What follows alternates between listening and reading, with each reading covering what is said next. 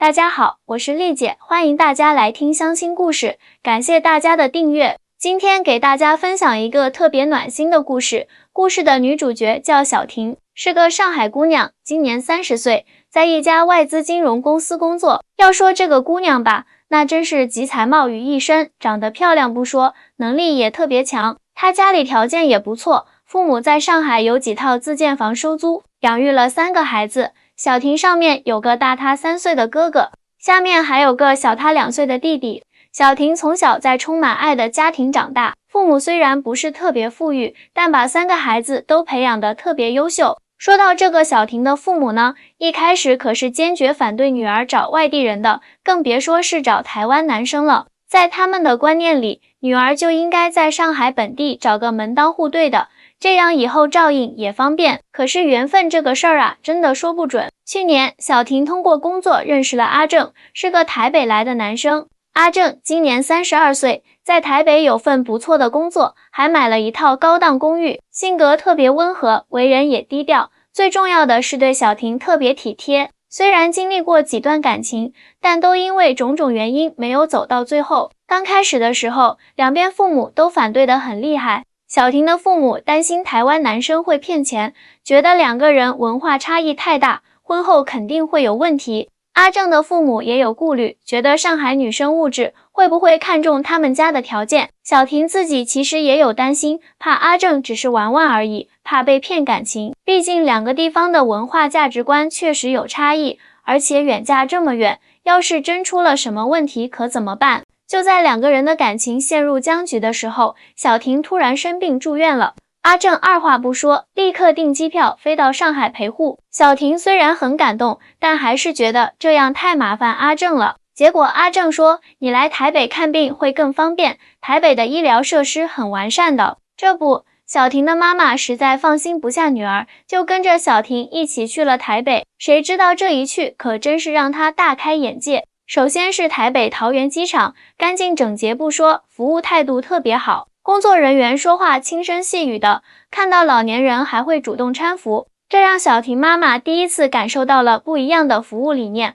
到了医院更是让她震惊，你们知道吗？台北的医院挂号都不用排长队，全是自助机器，拿着健保卡一刷，分分钟搞定。诊室里的医生说话特别温柔，问诊特别细致，护士更是贴心，看到小婷妈妈年纪大了，还特意搬了张椅子让她坐。最让小婷妈妈感动的是，她发现台湾的医疗保险制度特别完善。阿正告诉她，在台湾就算是得了大病，普通老百姓也能看得起，因为健保覆盖面特别广。这可真是让小婷妈妈刮目相看了。其实之前小婷妈妈还以为台湾很落后呢，觉得连手机支付都没有，还在用现金支付，基础设施也差。可是真正去了才发现，自己才是井底之蛙啊！台北的交通秩序井然，大家都特别有礼貌，街道干净整洁，到处都是绿化，空气质量也特别好。那天在医院，小婷妈妈就被震撼到了。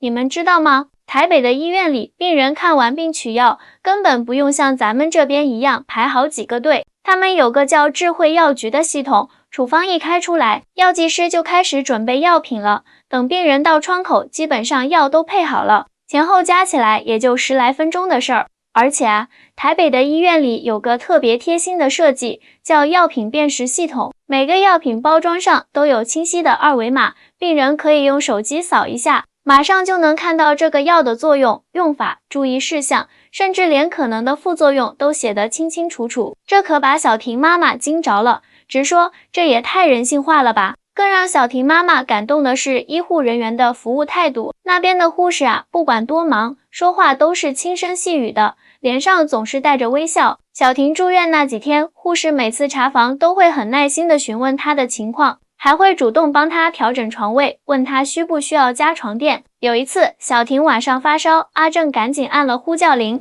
护士立刻就来了，不仅给小婷量体温、打退烧针，还特意给小婷妈妈搬了张躺椅，说：“阿姨，你也休息一下吧，我们会照顾好小婷的。”这一举动可把小婷妈妈感动坏了。住院期间，阿正几乎天天来医院陪护，每天一大早就来，晚上值班护士赶人了才走。她给小婷买病号服，准备零食、水果，甚至连小婷最爱吃的奶茶都惦记着，特意去买无糖的。这些细节都被小婷妈妈看在眼里，记在心里。让小婷妈妈特别惊讶的是，阿正居然还帮小婷申请了重大疾病补助。在台湾，只要是重大疾病，政府都会给予相应的医疗补助，这让小婷妈妈不禁感慨，在台湾生病真的不用太担心看不起病。有一天，小婷妈妈在医院走廊上碰到一位清洁阿姨，那位阿姨说起自己前几年得了癌症，要不是有健保，她真不知道该怎么办，现在病好了，还能继续工作。这番话让小婷妈妈深受触动，她突然意识到，一个地方的文明程度不仅仅体现在高楼大厦上，更体现在对普通人的关怀上。小婷住院那段时间，阿正的父母也来医院看望，他们带来了自己熬的鸡汤，还特意问了小婷妈妈口味，怕太咸了不合胃口。阿正妈妈还说，小婷这么漂亮，一看就是个好姑娘，以后要是来台北，我一定把她当女儿疼。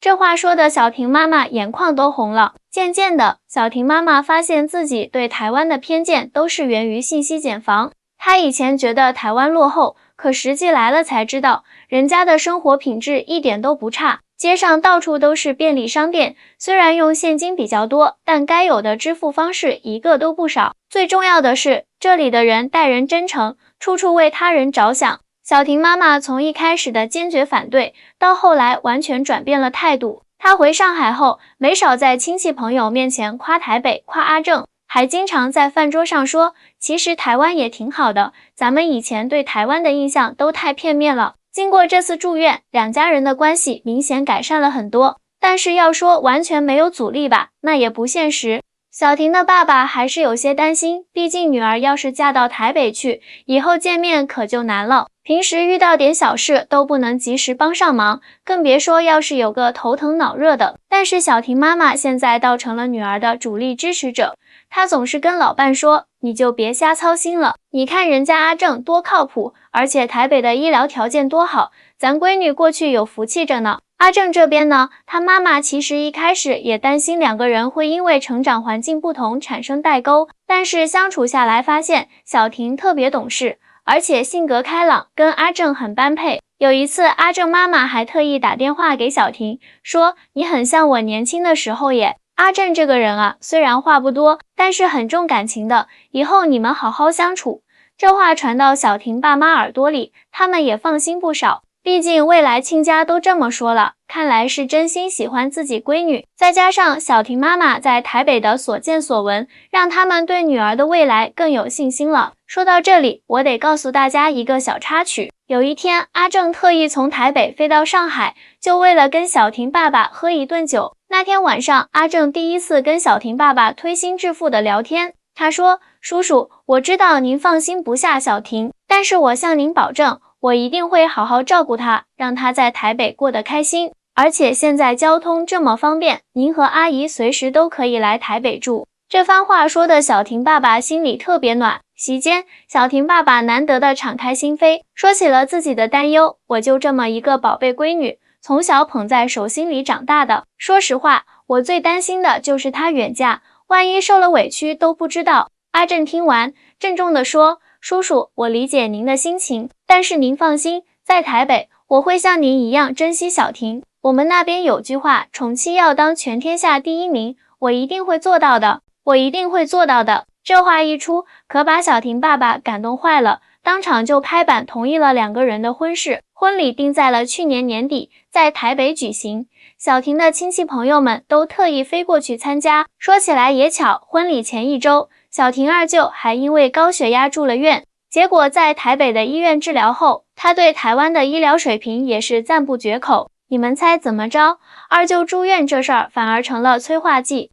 他在亲友群里疯狂安利台北的医疗服务，说那边的医生护士态度特别好，设备也先进，关键是收费合理。这下可好，大家都觉得小婷嫁到台北是个明智的选择。婚礼那天，小婷妈妈特意站起来讲了几句话，说自己以前对台湾有偏见，觉得那边各方面都不如上海发达，但是真正去了才知道，人家的生活品质一点都不差。特别是在医疗这块，简直是让人刮目相看。现在啊，我觉得咱闺女嫁到台北是她的福气。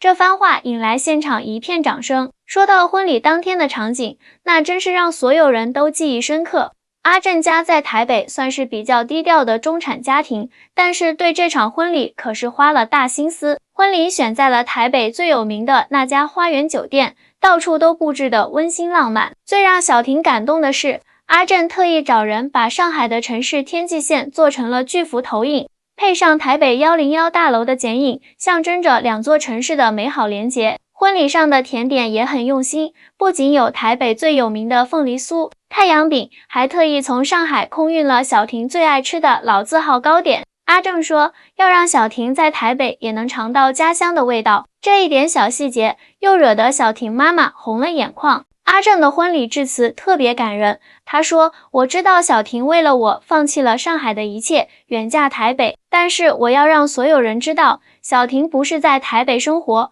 而是在这里安家。这里有我们的家，有疼爱她的公婆，还有一群把她当妹妹疼的表兄弟姐妹。”婚礼结束后，小婷正式开启了她的台北生活。让她特别惊喜的是，阿正早就把家里布置得妥妥当当。厨房里准备了各种上海特色调味料，卧室的床品全按照小婷喜欢的风格来选，连浴室的沐浴露都是小婷平时用的牌子。小婷的公婆也特别贴心，知道小婷喜欢健身，特意给她办了家附近最好的健身房的卡，每个周末都会叫小婷去家里吃饭，还经常变着花样做上海菜。小婷公公更是学会了用视频电话，经常跟小婷爸妈连线，汇报小婷在台北的生活，日子就这样平淡而幸福的过着。